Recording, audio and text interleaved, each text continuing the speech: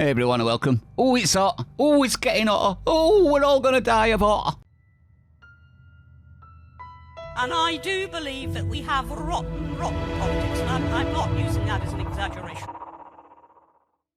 Now, obviously, climate change is the head of the media cycle, constantly. Well, they're constantly beating you over the head and trying to make you believe that it's a lot worse than it actually is. With things like, maps that are all red, dark red, nearly black even. And footage like this. This is a woman reporter from Sky News in Greece claiming that there's a heat wave that's hitting Europe and people are collapsing and dying. Have a look at this, everyone. This is a joke. Well, the tourists have been here in droves at the Acropolis in Athens. You can still see them streaming down the exit ramp, many arriving much earlier than they ordinarily would have done in order to beat the heat, which is now starting to creep up into... Not beat your meat, beat the heat. the high 30s, may get to 39 or even 40 today, even higher tomorrow.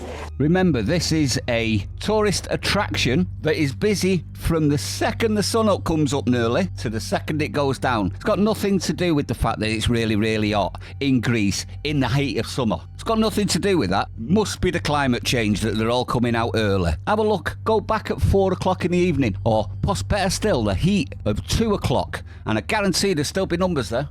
And there's many more tourists, brave tourists now, because it's so hot, waiting to get in. Ask yourself, if it's so bad, why are they there in the first place?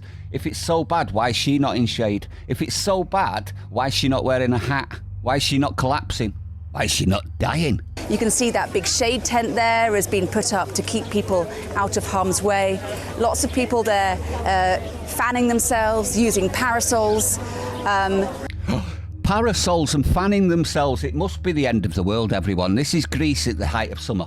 They're fanning themselves and they've got parasols. I mean, come on. Anything to stay cool. The Red Cross has set up a tent nearby in order to hand out water. Those are the water bottles that most people are holding, just to keep people dehydrated. And the Red I don't see any water bottles, do you? Cross have told me here that they've had dozens of people come to their tents for help because they've been exposed to the heat and they've got themselves dehydrated. It is a similar picture across Europe. Spain, Italy, Portugal, France, all suffering in really brutal temperatures, and for large parts of southern Europe now in the grip of a heat wave. We're looking at this extreme temperature lasting for some days yet, a region of high pressure just trapped over southern Europe and northern Africa. And climate change scientists that as the world heats up, events like this, and they've never been wrong, have they, everyone? Are more likely, they're going to be more frequent, more intense and longer in duration. And it's that duration that can make heat really dangerous. That lack of relief at night time as well. And Right, let's stop it there. Ask yourself this. All of those questions I asked, why is she not protecting herself, is irrelevant. Greece is hot this time of year, and because of that, like Spain and the other places that are hot that she mentioned, they have air conditioning inside the buildings. The heat is outside. And if it was so hot that people were passing out and dying, do you think there would be these numbers on the streets? Anyone? Anyone. Exactly. Absolute rubbish climate alarmism, because it gets them clicks and it makes them feel virtuous and planet saving. Absolute joke, isn't it? Anything for the narrative, even though the footage proves her words completely wrong.